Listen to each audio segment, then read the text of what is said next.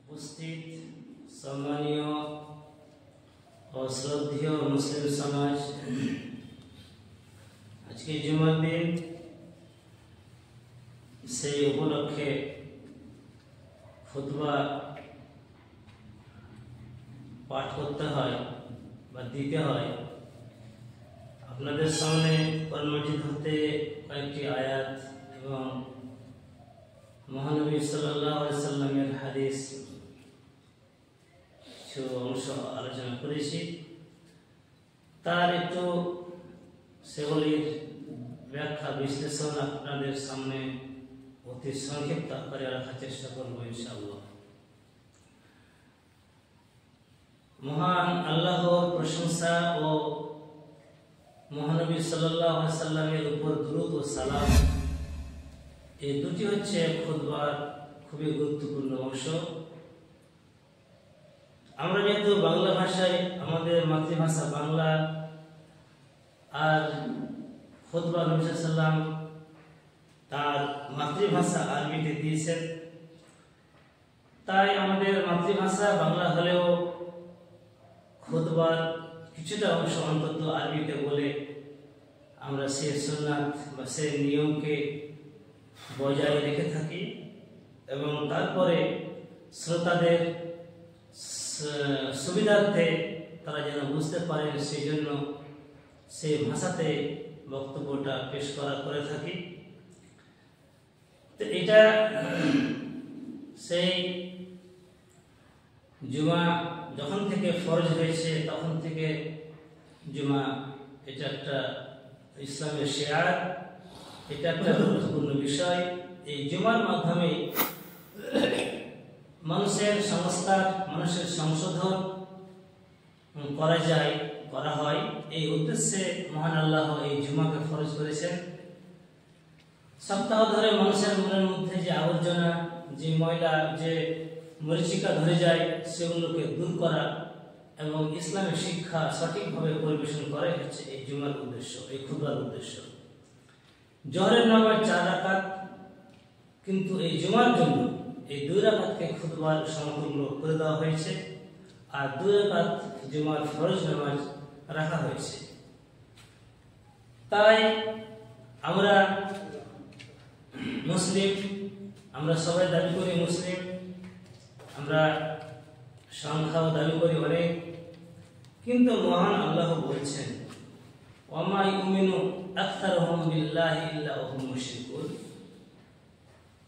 অধিকাংশ লোক যারা আল্লাহর প্রতি বিশ্বাস রাখে, ঈমান আনে, দাবিটা ঠিক যে আমরা মুমিন, আমরা মুসলিম, কিন্তু আল্লাহ বলছেন আকসারুহুম, তাদের অধিকাংশটাই আল্লাহর সঙ্গে করে, আল্লাহর সঙ্গে শরীক করে।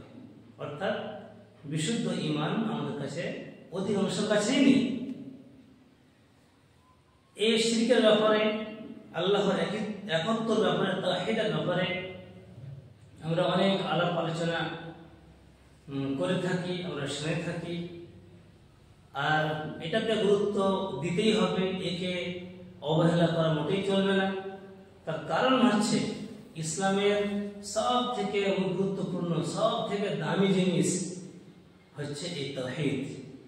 যদি তাওহীদ না থাকে তাহলে ঈমান নেই, তাওহীদ নেই, ঈমান নেই, মানে ওখানে শিরক আছে। তাই এখানে গুরুত্ব দিতেই হবে। সব থেকে বড় পাপের জগতে হচ্ছে এই শিরকের পাপ। তারপরে পরে হচ্ছে যে পাপটি, যেটা আমাদের সমাজের মধ্যে খুবই দেখা যায়, অথচ আমরা ভ্রুক্ষেপ করি না, বরং আমরা খুব মজা করে সে পাপগুলো করে থাকি। সেই পাপটা এত ভালো, এত মজার, এত মিষ্টির, যে ব্যক্তি ওই পাপগুলো করে সে কখনোই ভাবে না যে এটা পাপ বা এটা খারাপ জিনিস, এটা কাউকে ছাড়া দরকার, করবে না। সেই বিষয়টি হচ্ছে কি বিদআত। শিরকের পরে হলো বিদআত। শিরক সব থেকে বড় পাপ, তারপরে অনেকগুলো পাপ আছে, তার মধ্যে অন্যতম হচ্ছে বিদআত পাপটি। বিদআতটা কেমন? বিদআত কথাটির আসল অর্থ হচ্ছে আবিষ্কার করা, উদ্ভাবন করা। এই থেকে মহান আল্লাহ বলেছেন নিজেকে সূরা বাকারার মধ্যে, বাদিউস সামাওয়াতি ওয়াল আরদি, অর্থাৎ আকাশ এবং জমিনের উদ্ভাবক, তিনি হচ্ছেন আবিষ্কারক। অনুরূপভাবে নবী সাল্লাল্লাহু আলাইহি সাল্লামকে দেখে যখন কাফেররা আশ্চর্য হয়ে গেল, কেমন রসুল, যদি রসুলই হবে তাহলে বাজারে কেন যাবে, যদি রসুলই হবে তাহলে খাবার কেন খাবে, আশ্চর্য, মানতে নারাজ, হ্যাঁ রসুল কেন এরকম হবে। তখন আল্লাহ বললেন, কুল মা কুনতু বিদআন মিনার রুসুল, আমি নতুন কিছু না, নতুন যে আমি হয়ে গেছি এরকম রসুল তা নয়। আমার পূর্বে অনেক অনেক রসুল নবী অতিবাহিত হয়েছেন, তারাও এরকমই ছিলেন, তারাও বাজারে যেতেন, তারাও খাওয়ার দাওয়ার খেতেন, ইত্যাদি ইত্যাদি মানবীয় প্রয়োজনীয়তা তারাও মিটাতেন। তো ফল কথা হলো, বিদআত কথাটার অর্থ হচ্ছে নতুন আবিষ্কার। এই বিদআত নিয়ে আমাদের মধ্যে যত বিভ্রান্তি, এই বিদআতকে কেন্দ্র করে। বিদআতের যদি আমরা মানে অপোজিট বা বিপরীত শব্দ খুঁজি, তাহলে সেটা হবে সুন্নাত। সুন্নাত যদি থাকে তাহলে বিদআত নেই, যদি বিদআত থাকে তাহলে সুন্নাত নেই। এই হচ্ছে মূল কথা। তার মাঝে কিছু কথা আছে। তো আমরা সবাই জানি যে সুন্নাত মানে হচ্ছে পদ্ধতি, সংক্ষিপ্ত কথা হচ্ছে নবী সাল্লাল্লাহু আলাইহি ওয়াসাল্লামের পদ্ধতি। মুহাম্মদ সাল্লাল্লাহু আলাইহি ওয়াসাল্লাম যেই পদ্ধতিতে জীবনযাপন করেছেন, যেই পদ্ধতিতে ইবাদত করতে বলেছেন, সেই পদ্ধতিটাই হচ্ছে সুন্নাত। যে ব্যক্তি ওইভাবে চলাফেরা করবে, হ্যাঁ, সেই হবে সুন্নাত পদ্ধতির অধিকারী। অপরপক্ষে বিদআত, মহান আল্লাহ এই পৃথিবীকে সৃষ্টি করেছেন, মানুষের অনেক প্রয়োজন আছে, যুগ পরিবর্তন হতেই থাকে, আল্লাহর হাতে এই যুগের চাবিকাঠি উন্নত হতে থাকে, অনেক কিছু আবিষ্কারের দরকার পড়ে। এটাকে বলা হয় বিদআত ফিল আদাত, বা ব্যবহারিক জীবনে আপনার প্রয়োজনের তাগিদে যে সমস্ত নতুন জিনিস হবে, নতুন কাজ হবে, সেগুলো কিন্তু বিদআত নয়, সেগুলো হচ্ছে কি পার্থিব বিষয়। এক সময় এরোপ্লেন ছিল না, এখন এরোপ্লেন আছে। এক সময় এরোপ্লেন বক্তব্য দিয়েছেন, কথা বলেছেন, কিন্তু তিনি তো মাইক ব্যবহার করেননি। কেন? মাইক আবিষ্কার হয়নি। তো মাইক আবিষ্কার না হলে যদি আপনি এটা ভিত্তি দেখতে যেতে পাবেন কি, উঁচু জায়গায় উঠে বক্তব্য দিতেন, উঠে পিঠে উঠে বক্তব্য দিতেন, এটার কিন্তু একটা ভিত্তি পেয়ে গেলাম। কিন্তু যেগুলো এরকম হয়তো ভিত্তি নেই, ওই কাজটা কিন্তু আমি দিনের অংশ হিসাবে করছি না, বা মানুষ করছে না। ওটা কেন? প্রয়োজনের তাগিদে। নবী সাল্লাল্লাহু আলাইহি ওয়াসাল্লাম তো কোনোদিন আমাদের মতো পাঞ্জাবি পরেননি, আমাদের মতো পায়জামা পরেননি, তার পোশাক আলাদা ছিল। তা আমাদের ভৌগোলিক অবস্থানের কারণে আমাদের পোশাকটা আলাদা, ওই পোশাকটা আলাদা। কেউ যদি নবী সাল্লাল্লাহু আলাইহি ওয়াসাল্লামকে অনুসরণ করবো বলে তার যে জুব্বা বলেন সেরকমের পোশাক কেউ পরে, সে পড়তে পারে, কিন্তু ওই পোশাক ছাড়া বাকি সব পোশাক যে সুন্নাত নয় বলে সবই যে বিদআত নয়। কেন? সুন্নাত আর বিদআতের মাঝে যে জিনিসগুলো আছে সেগুলো হচ্ছে জায়েজ, যেগুলো পার্থিব প্রয়োজনে আমরা করে থাকি। এই জায়েজটা আপনি করতে পারেন, এতে কোনো রকম অসুবিধা নেই। এবার বিদআতের যেটা মূল বিষয় সেটা হচ্ছে কি দ্বীনের বিষয়। দ্বীন কোন এমন আমল, এমন কাজ, এমন ইবাদত যেটা কোনো ভিত্তি নেই। নবী সাল্লাল্লাহু আলাইহি ওয়াসাল্লামের যুগে, সাহাবীদের যুগে যেটা করা হতো না, যেমন যে পদ্ধতি, তার নাম হচ্ছে মূলত শরীয়তের দৃষ্টিতে বিদআত। বিদআতকে যদি আমরা ভাগ করি, যে বিদআতগুলো আমাদের ইবাদত হয়ে থাকে সেগুলো হবে এরকম। এক নম্বর হচ্ছে কি আকীদাগত বিদআত, আকীদাগত বিশ্বাস, এবং ওই বিশ্বাসগুলো আমরা কথার মাধ্যমে প্রতিফলিত করে থাকি, বলে থাকি। যেমন বিভিন্ন রকম যেগুলো পদভ্রষ্ট ফিরকা, পদভ্রষ্ট যেগুলো দল, তাদের যেমন বিভিন্ন রকম আশ্চর্য আকীদা, যেমন শিয়াদের আকীদা, তাদের ইমাম, তারা যে বানিয়ে রেখেছে ইমাম বা তাদের পীর, তারা হচ্ছে কি মাসুম আল খাতা, তাদের কোনো পাপ নেই, বরং তারা গায়েবের খবর জানেন, যার কোনো ভিত্তি, যার কোনো দলিল নেই, কোরআন হাদিস নেই। এরকম ভাবে হাজারো কথা আছে, হাজারো আকীদা আছে, যেগুলো হচ্ছে বিদআতি আকীদা, যেগুলো হচ্ছে নব আবিষ্কৃত আকীদা। যেগুলো আরেকটা দিক হচ্ছে কি, ইবাদতের মধ্যে যেগুলো বিদআত, সেগুলোকে যদি আমরা ভাগ করতে যাই, তাহলে একটা ভাগ হবে যে আইয়াকুনা ফি আসলিল ইবাদা, নতুন কোন ইবাদত আবিষ্কার করে নাও। যেমন কোন সময় হাজারি নামাজ পড়ে, বলে 1000 রাকাত নামাজ পড়তে হবে, এরকম করে আরো বিভিন্ন নামাজ, বিভিন্ন মানে ওকেশনকে, বিভিন্ন রকমের কারণকে কেন্দ্র করে, যেমন হয়তো রজব মাসে রোজা রাখতে হবে, এরকম ভাবে এগুলোকে বলা হয় মূল ইবাদত, মানে বিদআত। আরেকটা হচ্ছে কি আইয়াকুনা ফি জিয়াদাতি লিবাদা, ইবাদত আছে, এটা শরীয়ত সম্মত, কিন্তু ওই ইবাদতের মধ্যে কিছু বেশি করে দিল। আমাদের অনেকের ধারণা আছে যে বেশি করলে কি ক্ষতি, কম করলে নাই ক্ষতি হলো, এটা বিদআত হলো। মনে করেন যে জোহর আসর আমরা 4 রাকাত করে ফরজ পড়ে থাকি, তো মাগরিবে 3 রাকাত পড়বো, 2-3 রাকাত পড়তে পারবো না, 8 রাকাত পড়ে 4 করে দিলাম, তাহলে আরো বেশি কি হবে না, হবে কেন?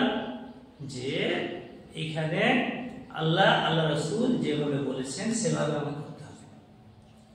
আরেকটা হচ্ছে কি যে আইয়াকুনা ফি সিফাতি আদাইল ইবাদাতিল মাশরুআ, যে ইবাদতটা আল্লাহর পক্ষ থেকে নির্ধারিত করা হয়েছে, সেই ইবাদতের যে পদ্ধতি, তার যে গুণাবলী, তার যে তরিকা, এই তরিকার মধ্যে আপনি কি করলেন, কিছু নিজে থেকে বানিয়ে ঢুকিয়ে দিলেন।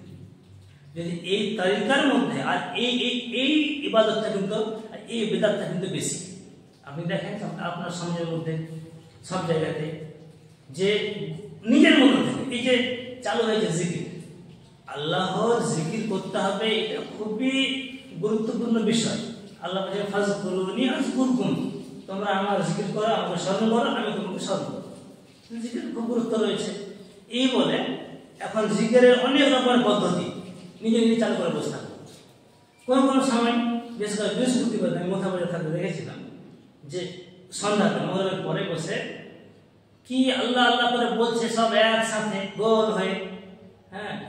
তো এরকম ধরনের যেগুলো পদ্ধতি আসবে, সবগুলো হচ্ছে কি বিদআত, সবগুলো হবে কি ইসলাম বহির্ভূত, গুমরাহি এবং পথভ্রষ্টতা। ওইরকম ভাবে জিকির করবে, জিকির কি কোনো কিছু বোঝা যায় না, শুধু কি আল্লাহ আল্লাহ আল্লাহ, আবার কেউ আল্লাহ সব বাদ দিয়ে হু হু হু হু, এইভাবে অনেক রকমের আমরা উদাহরণ সমাজের মধ্যে পেয়ে যাব। এগুলো হচ্ছে কি বেদাতের একটা অংশ। আর একটা হচ্ছে কি চতুর্থ নম্বরে, যে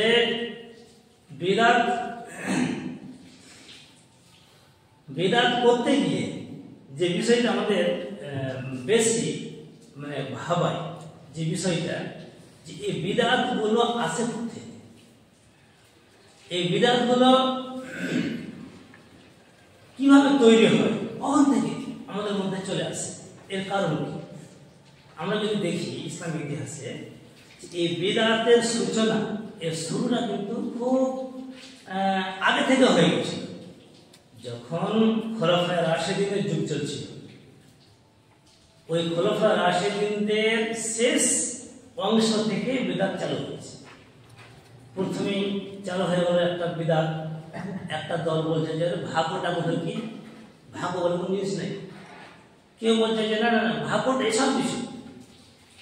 একদল বেরিয়ে গেল, যারা দল বলছে যে খুব নামাজ রোজা খুব পাকা, অথচ বলছে যে হযরতে আলীও কাফের আর মুয়াবিয়াও কাফের, এটাকে বলা হয় খারিজ। একদল বলছে যে সব ভুল, শুধু সঠিক কে না তো আলী, যারা বলা হয় শিয়া। এইভাবে ওই বিদআতের সূচনাটা সেই স্বর্ণযুগ থেকে চালু হয়েছিল।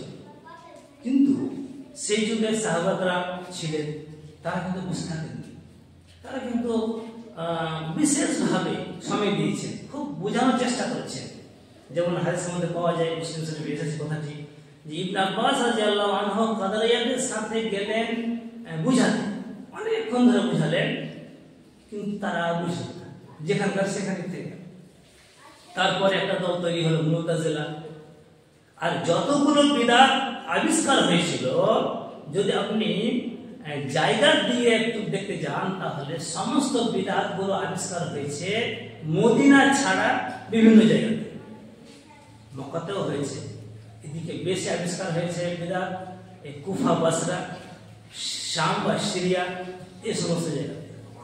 যত যত ইসলামী শিক্ষা এবং ইসলামের যুগ থেকে দূরত্ব বেশি হয়ে গেছে, ততই বিদআত বাড়তে থেকেছে, একের পর এক চলতে থেকেছে। সেই জন্য আমরা যদি দেখতে যাই, যদি ভাবতে যাই, সময় দিয়ে লক্ষ্য করে, যে বিদআতের আসল কারণগুলো কি, কেন বিদআত মানুষের কি কোরআন এবং হাদিসে সন্তুষ্ট না হয়ে কেন এই নতুন জিনিস, নতুন পদ্ধতি, নতুন আবিষ্কার করেছেন, কি কারণে? তো আমরা এই জিনিসটা দেখতে পাবো যে প্রথম যেটা কারণ, সেটা হচ্ছে কি আল জাহলু বিআহকামিদ দ্বীন, দ্বীনের যে আহকাম, দ্বীনের যে বিধিবিধান, এর সম্পর্কে অজ্ঞতা, জ্ঞান নেই দ্বীনের। এই বিষয়ে কি আছে, আল্লাহ রাসূলের নির্দেশ কি, আল্লাহ কি বলেছেন, জ্ঞান নেই। কোরআন হাদিসের জ্ঞান না থাকার ফলে মানুষ নিজের ব্রেন, নিজের বুদ্ধি খাটিয়ে তখন অনেক জায়গাতে অনেক আমল করতে শুরু করেছে। এখানে যদি একটা কথা আরো যোগ করে দেন, আরো ভালো হয়। সেটা হলো কি, যে শয়তান সবসময় লেগে আছে আমার আপনার পিছনে, যে কি করে আপনাকে কিতাব আর সুন্নাত থেকে দূরে সরে। তো এরকমের যদি মানে দিন থেকে বিমুখ, দিনের জ্ঞান নেই, এরকম ব্যক্তিকে ও পায়, তাহলে কিন্তু ছাড়বে না। যে বলে হোক আপনাকে, আপনি নামাজ আপনাকে বলবেন যে নামাজ পড়িয়ে না, ও নামাজ আপনাকে পড়তে বলবে, কিন্তু নামাজের মধ্যে তেল মশলা ঢুকিয়ে দিয়ে ও পড়তে বলবে। আর এই তেল মশলাটাই হচ্ছে কি বিদআত। অথচ আল্লাহ তাআলা বলছেন যে কুল হাল ইস্তাবিল্লাযিনা ইয়ালামুনা ওয়াল্লাযিনা লা ইয়ালামুন, যারা জানে আর যারা জানে না তাদেরকে সমান করে। অর্থাৎ ইসলামের মধ্যে জ্ঞান অর্জন করতে হবে, মানে কোরআন হাদিসের জ্ঞান যে শিক্ষা করতে হবে, এটা খুবই গুরুত্বপূর্ণ বিষয়, খুব জরুরি বিষয়। কেন? এই কোরআন হাদিসের জ্ঞান না থাকলে পারে আপনি সহজে শিরক করতে পারেন, আপনি সহজে বিদআত করতে পারেন, আপনি খুব সহজে কুফরি করতে পারেন, যা কিছু সমস্ত কিছু আমাদের সহজ। তাই একটি হাদিসের মধ্যে আল্লাহ সাল্লাল্লাহু আলাইহি ওয়াসাল্লাম বলছেন যে ইন্নাল্লাহা লা ইয়াকবাদুল ইলমা ইনতিজাআন ইয়ানতাজিউহু মিনাল ইবাদ, আল্লাহ মানুষের কাছ থেকে ইলমটাকে, শিক্ষাটাকে যে ছিনিয়ে নেবেন, একবার এভাবে ছিনিয়ে নেবেন, তাহলে কি হবে, সেটা কিভাবে করবে? বলছে ইন্নাল্লাহা ইয়াকবাদুল উলামা ইয়াকবাদুল ইলমা ইনতিজাআন ইয়ানতাজিউহু মিনাল ইবাদ। কি হবে? যে আলেম আছে, যেগুলো ওই আলেমগুলো যখন মৃত্যু হবে, ওই আলেমের সাথে সাথে সেই ইলমটা চলে যাবে। এইবারে সমাজ শিক্ষার দিকে যেহেতু আগ্রহ নেই, আর দিন শিক্ষা শিখবে না, তখন বলছে হাত্তা লাম ইবকি আহাদান আলিমান আহাদান, কোন আলেম ওরা পাবে না যখন, তখন ইত্তাখাযান নাস রুউসান জুহালা, জাহেল জ্ঞান নেই কোরআন হাদিসের, ওই বড় ইমাম, ওই সর্দার, ওই মোড় মাতাবর, ওই সব কিছু। যেন কি হবে? ফাসরি ইমাম সাহেব হয়েছে, খতিব সাহেব হয়েছে, মাওলানা সাহেব, মুফতি সাহেব হয়েছে, তো সমাজের লোক ফতোয়া জিজ্ঞাসা করবে, হয় সরি, তাকে যখন জিজ্ঞাসা করবে আফতাও বেগাইরি ইলমি, ইলম ছাড়া, বিদ্যা ছাড়াই ও ফতোয়া দিবে। ফাদাল্লু আদাল্লু, এর ফলে সে নিজেও পথভ্রষ্ট এবং অপরকেও পথভ্রষ্ট করবে। বোঝা গেল যে এই বেদাত যে এত আমাদের সমাজের মধ্যে বেড়েছে তার একটি কারণ হচ্ছে কি যে আমাদের মধ্যে শিক্ষা দীক্ষার অভাব। অনেক শিক্ষা আছে কিন্তু কোরআন হাদিসের শিক্ষা নেই। আপনাকে দুঃখের কথা আরেকটা বলি, সেটা হচ্ছে যদিও কোরআন হাদিসের শিক্ষা আমরা করে আছি, অনেকে অনেক বড় পাগড়ি আছে, টুপি আছে, মুফতি সাহেব আছেন, কিন্তু কোরআন এবং হাদিসের জ্ঞান নেই। তিনি কি শিখেছেন? তিনি শিখেছেন মানতে, কেমন করে তর্ক করতে হবে মানুষের সাথে, কেমন করে যুক্তি দেখাতে হবে, কৌশল মানে অবলম্বন করতে হবে, এটা শিখেছে খুব। আর হাদিস কি করেছে? হাদিস বরকতের জন্য 1 বছরে 6টা হাদিস পড়েছে। এ হচ্ছে মাদ্রাসার সিলেবাস। তাহলে ওখান থেকে কোরআন হাদিসের জ্ঞান কোথা থেকে আসবে? তাই যেমন শাহ অলিউল্লাহ বলেছেন যে দেখো আলেম সমাজ, তোমরা যেটা ইলম বলছো, তোমরা যেটা বিদ্যা বলছো, সেটা বিদ্যা নয়। তোমরা মান্তিক পড়েছো, তোমরা ফালসাফা দর্শন পড়েছো, আর বলছো আমি খুব বড় জ্ঞানী। বাস্তবে জ্ঞান নয়, আসল জ্ঞান হচ্ছে ইলম কিতাব ওয়া সুন্নাহ, কোরআন এবং হাদিসের জ্ঞান। এইটা হচ্ছে আসল জ্ঞান। এই শিক্ষা ছাড়া তোমার কোনো উপায় নেই। তাহলে আমরা বুঝতে পারলাম একটা পয়েন্ট। আর একটা পয়েন্ট যদি আমরা দেখি, সেটা হচ্ছে কি ইত্তিবাউল হাওয়া। ইত্তিবাউল হাওয়া মানে হচ্ছে যে আমার খেয়াল খুশি অনুসরণ করছি আমি। আমার মনে হচ্ছে নামাজ আমি এভাবেই পড়ব। এবার ওকে যদি বোঝানো যায় দলিল দিয়ে, ওকে যদি কোরআন দিয়ে হাদিস দিয়ে যদিও ওর সামনে লিখে দেওয়া যায়, বলবেন না এটা আমার তরিকাই নাই, এটা তো আমার মৌলভী সাহেব বলেনি, এটা তো আমার অমুক সাহেব পীর সাহেব বলেনি, অতএব এটা আমি মানব না। কি করে? মনে যেটা চাইছে সেটাই তারা সাব্যস্ত করছে, আর সেভাবে মানে চলতে থাকছে। এই ব্যাপারে আল্লাহ তাআলা বলছেন আফারাইতা মান ইত্তাখাযা ইলাহু হাওয়াহু। আপনি কি লক্ষ্য করেছেন ওই ব্যক্তিকে, যে ব্যক্তি নিজের খেয়াল খুশিকে ইলাহ বানিয়ে ফেলেছে? ইলাহ মানে মাবুদ। কি নিজের খেয়াল খুশি, তার খেয়াল খুশিতে যেরকম আসছে, আপনি লক্ষ্য করে দেখবেন, একটু লক্ষ্য করে দেখবেন যে যখন আমাদের জালসাগুলোতে বক্তা সাহেব বক্তব্য দিচ্ছেন, রিসেন্ট একটা জালসা হলো, আমি একটা ক্লিপের একটা অংশ শুনলাম, তো হাদিসে কি আল্লাহ রাসূল বলেছেন ওই আসল কথাটা নাই ওখানে, আসল বর্ণনাটা নেই, মোটেই নেই। নিজের খেয়াল খুশি মতন বলে দিল, আর রাসূল বলেছেন যে সুর দেমে দিল, রাসূল বলেছেন দিয়ে সুর দিয়ে একটা কথাকে মিলিয়ে দিল। এইটা কিসের অনুসরণ হলো? এটা খেয়াল খুশি অনুসরণ হলো, এটা প্রবৃত্তি অনুসরণ হলো। ও কিন্তু হাদিসটা ঠিক করে মানুষকে শোনালো না, আর এইখান থেকে বেদাতটা মানে ছড়িয়ে পড়ছে। এবার সাধারণ মানুষ শুনলো কথাটা, তখন বলবে এত বড় বক্তা এই কথা বলেছে, এটাই ঠিক। এবার আপনাকে হাজার বোঝান শুনবে না, শুনবে না এই কারণে যেহেতু ওইটা আমার তরিকার লোক বলছে, ওইটাই সঠিক হবে, ওইটা সত্য হবে, এছাড়া কোনো কিছু সত্য হবে না।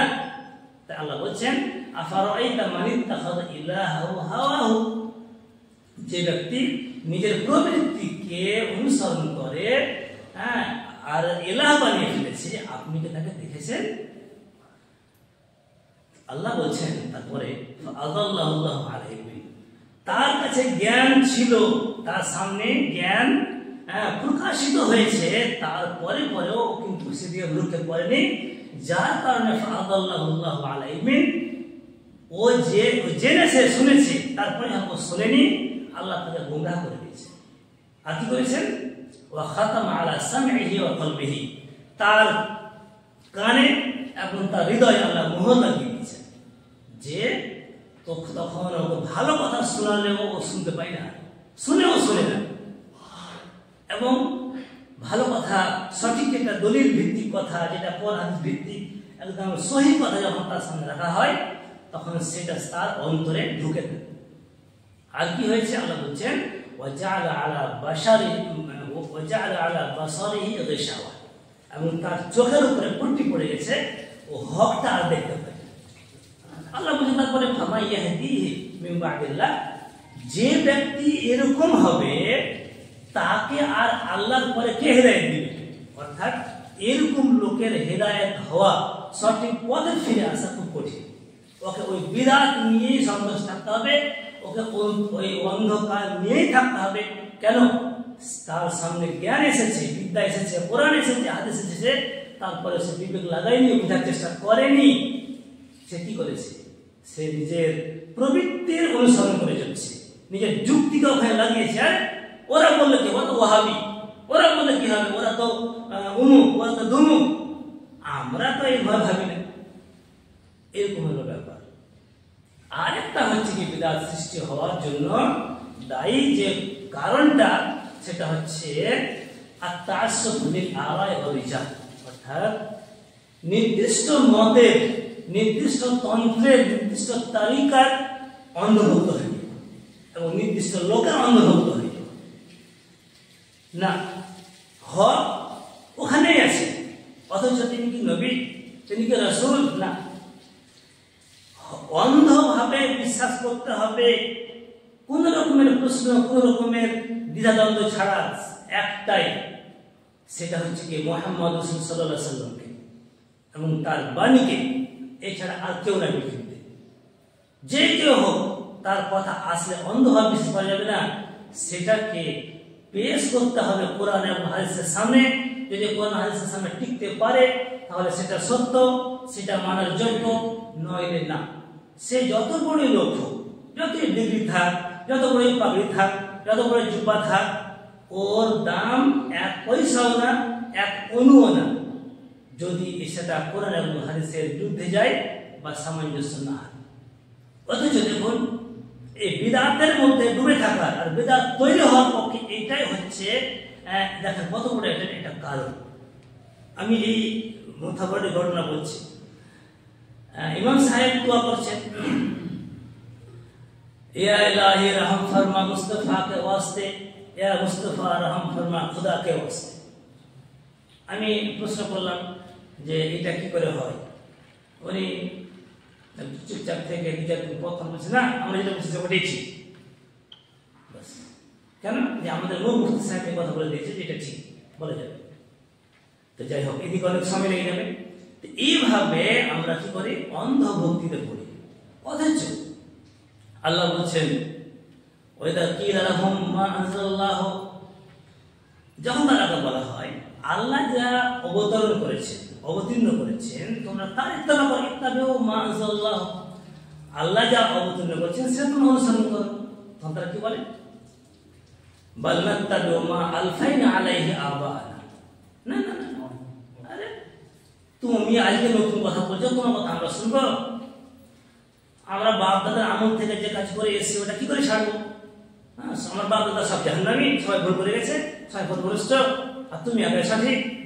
বাস, এই অন্ধভক্তি, এটা নির্দিষ্ট ব্যক্তি, সেটাকে আমরা বর্তমান যুগে যেটা শুনছি, সেটা অলিউল্লাহ নামে, আউলিয়ার নামে হোক, বা পীরের নামে হোক, বা আর কোনোভাবে হোক, ইমামের নামে হোক, এই জিনিসটা সত্য মোচন হয়ে যাওয়ার পরেও হাজার দলিল আপনি পেশ করে দেন, না হয় গায়ে জমি ভাবে কত শত হাদিসের প্রমাণ যারা হলে আদায় করতে হবে।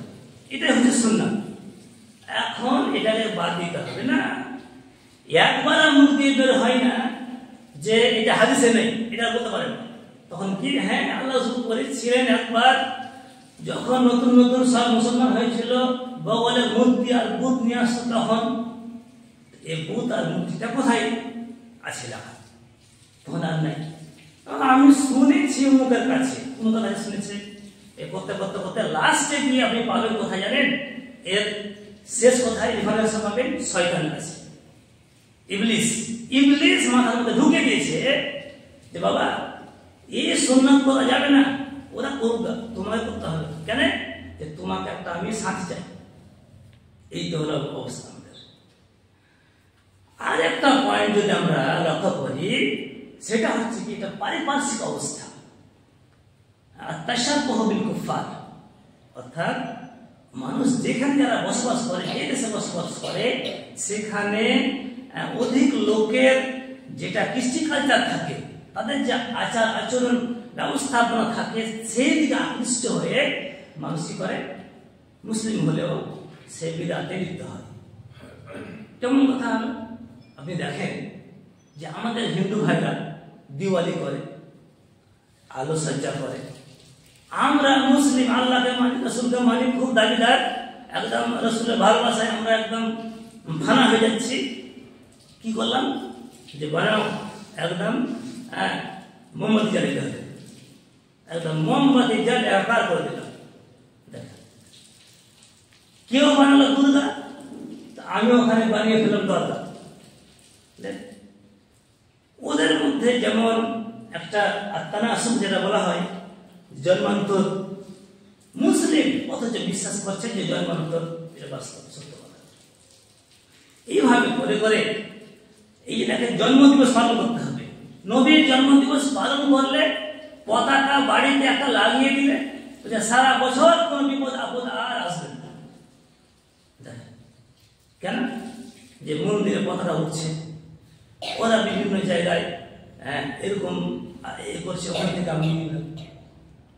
এবার বিভিন্ন রকম জিনিস হাতে করে অস্ত্র শস্ত্র নিয়ে বড় বড় করে মিছিল করতে হবে, যেমন বড় বড় র্যালি, বড় বড় মিছিল অমুসলিম ভাইয়েরা করে থাকে, যারা শিয়া মহরম উপলক্ষে করে থাকে। আমরা তখন সেখানে প্রভাবিত হয়ে তাদের অনুকরণে অনুসরণ করতে হবে। এর যদি আমরা দলিল হিসাবে পেশ করতে চাই, সেটা হলো কি, বিখ্যাত সাহাবী আবু ওয়াকিল আল-লাইসি বর্ণনা করছেন, যখন মক্কা বিজয় হলো তারপরে হুনাইনের কিছু লোক তারা একত্রিত হয়ে বলল, কেমন কথা, এই মক্কা বিজয় করিল মুহাম্মদ সাল্লাল্লাহু আলাইহি ওয়াসাল্লাম, আমরা তো একদম যোদ্ধা, আমরা খুব শক্তিশালী, দেখি আমরা যুদ্ধ করতে আসি। মুহাম্মদ যখন খবর পেলেন যে হুনাইনের লোকেরা এরকমের একটা পরিকল্পনা করছে আমাদের বিরুদ্ধে, তখন তিনি সাহাবাদেরকে নিয়ে চললেন হুনাইন প্রান্তে যুদ্ধ করার জন্য। তাদেরকে করতে হবে, এখনই করতে হবে, নইলে আমাদের মাথায় চড়ে বসবে। যেতে যেতে সাহাবী বলছেন যে পথের মধ্যে, তখন আমরা মুসলিম, আমরা সব তখন মুসলিম হলাম, পথের মধ্যে একটা গাছ দেখা গেল, বলছে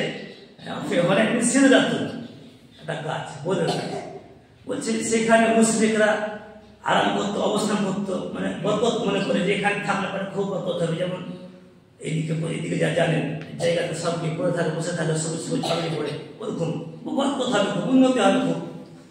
আর যুদ্ধে শক্তি পাবে, বল পাবে। কি করলে পারে, ওই গাছে যদি তরবারিটাকে ঝুলিয়ে রাখে, ঝুলিয়ে রাখবে, আর ওই তরবারি নিয়ে যুদ্ধে নামবে, তখন ওই যুদ্ধে একদম সে বাঘের মতো, সিংহের মতো যুদ্ধ করতে পারবে।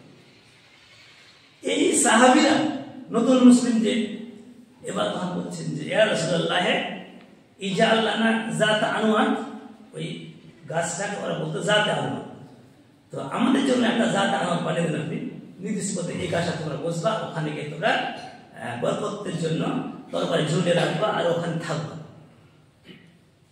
আল্লাহ রাসূল বলছেন, কেমন কথা এটা? আল্লাহ রাসূল আশ্চর্য হয়ে বলছেন সুবহানাল্লাহ, কোন জায়গায় আল্লাহু আকবার, আশ্চর্য। আরে শোনান অনুভূত, মানে এমন তোমরা তরিকা বলছো, এমন কথা বলছো, যার হাতে আমার আত্মা আছে, তার কসম করে বলছি, মুসা, যেমন বানু ইসরাঈলেরা মুসা নবীকে বলেছিলেন, কি বলেছিলেন? কোরআন আল্লাহ কথা বলেছেন যে ইয়া মুসা ইজআল লানা ইলাহান কামা লাহুম আলিহা, ওদের যেমন অনেকগুলো ইলাহ আছে, মাবুদ আছে, তো আপনি আমাদের জন্য অন্তত একটা মাবুদ করেন। ওই যে বাসু, এটার অনুমোদন দেন, আমরা এখানে শান্তি পাই, পূজা করে ওটা। তোমরা তো ওই বানু ইসরাঈলের কথা বলছো যে আমাদের জন্য একটা গাছ আমি নির্দিষ্ট করে, সেখানে আমরা বরকত দিব, সেখানে আমাদের ই হবে। আল্লাহ রাসূল আশ্চর্য হয়ে বললেন। তারপর তখন তিনি বললেন, লা তারকাবুন্না সুনানা মান কানা ক্বাবলাকুম, বানু ইসরাঈলরা যেরকম করে শিরকে লিপ্ত হয়েছিল, পথভ্রষ্ট হয়েছিল, তো তোমাদের অবস্থা তো সেরকমই দেখছি, তোমরাও সেরকম হবে বলছে। আল্লাহ রাসূল এভাবে বললেন। তাহলে কি বোঝা গেল? বোঝা গেল এটাই যে বিদআত আমাদের মধ্যে যেটা আসে, সেটা কিন্তু খারাপ মন্দ রূপ নিয়ে আসে না, ভালো রূপ নিয়ে আসে। ইবাদতের মধ্যে দলিলকে কেন্দ্র করে বিদআত চালু করা হয়। আর বিদআত সাধারণত সাধারণ মানুষ না, হুজুর, মাওলানা, মুফতি এদের মাধ্যমেই বেদাত চালু হয়। একটা খুব ইন্টারেস্টিং রাত্রে এতে ফেসবুকে একটা ক্লিপ আছে, বাংলাদেশের এক ভাইরাল বক্তা করছে, হ্যাঁ, এরা কেমন, এরা বলছে যে সব কবরকে ভেঙে দাও, কবর পূজা করা চলবে না। এই হাদিসের ব্যাখ্যা বুঝতে পারে। দেখেন বেদাত কেমন করে তৈরি করছে। কি বলছে যে আল্লাহ রাসূল আলীকে যে আদেশ করেছিলেন যে আলী তুমি যাও আর যে কোনো মানে উঁচা কবরকে তুমি ভেঙে দিবে। আসলে তিনি বলেছিলেন যে আলীকে ইহুদিদের কবরগুলো ভাঙতে, ইহুদিদের কবর ভাঙতে বললেন। আর দেখো ওয়াহাবিরা বলছে যে কোনো কবরকে উঁচা করা যাবে না, উঁচা কবর থাকলে তাকে ভেঙে ফেলতে হবে। এই যে বাংলাদেশে যে অভ্যুত্থান হলো, এতে যে অনেক কবরটা কিছু কিছু ভাঙাভাঙি হয়েছে, হ্যাঁ, দেখেন এটা তো সাধারণ মানুষ মাথায় আসবে না। ও ব্যাখ্যাটা কিভাবে করতে আনছে। অথচ যদি গ্রামারের দিক থেকে যাওয়া যায় তাহলে বলছেন যে ওখানে আছে এটা, ওখানে লাই জিন্স জিন্স যেটা বলা হয়, আল্লাহ বলেননি যে ইহুদির কবর তোমরা ভাঙবে বা উন্নত করবে না, বলেননি। বলছে যে তুমি কোনো কবরকেই ছাড়বে না, যে কবরে নিয়ম থেকে বেনিয়মে উঁচু আছে তুমি তাকেই ভাঙবে। অথচ বক্তা দেখা দিচ্ছে কি যে ইহুদিদের কবর ভাঙা তুমি আদেশ দিচ্ছে। এবার দেখেন, এবার আপনি যখন ওই মানে পথের প্রতীককে বলতে যাবেন যেতে যাবেন, তখন বলবেন তোমরা হাদিসে বুঝিস না, হাদিসে আলোচনা ইহুদি কবর ভাঙতে বললে, আর তোরা বুঝে সব কবর অলিউদার কবর সমান করতে হবে, চালু দিতে হবে, চুমু খেতে হবে, ইত্যাদি ইত্যাদি। এবার হাজার বিদাত চালু হয়ে গেল। যাই হোক, সময় হয়ে গেছে। তো সংক্ষেপ কথা হচ্ছে, মূল কথা হচ্ছে যে আমাদেরকে বেদাত থেকে বাঁচতে হবে। বেদাত চেনাটা হচ্ছে সব থেকে কঠিন বিষয়। বেদাত চেনার মূল উপায় হচ্ছে এটুকুই যে যে কোনো ইবাদত যেটা আমরা করব, সেই ইবাদতটার মূল ভিত্তিটা কোথায়, কোরআনে আছে না হাদিসে আছে, এবং তার পদ্ধতি, তার তালিকাটা কি, সেই তালিকা বা সেই পদ্ধতিটা যেন কোরআন এবং হাদিসের বাইরে না যায়। যদি ইবাদত ঠিক কিন্তু পদ্ধতি যদি বাইরে চলে যায় সেটাও বিদাত হবে। এমন অনেকগুলো দলিল, অনেকগুলো হাদিস আমরা পাই, কিন্তু সময় স্বল্পতার জন্য আমরা হয়তো পরিবেশন করতে আজকে পারলাম না। পরবর্তীতে অবস্থা হবে ইনশাআল্লাহ আমরা এ নিয়ে আলোচনা করতে পারি।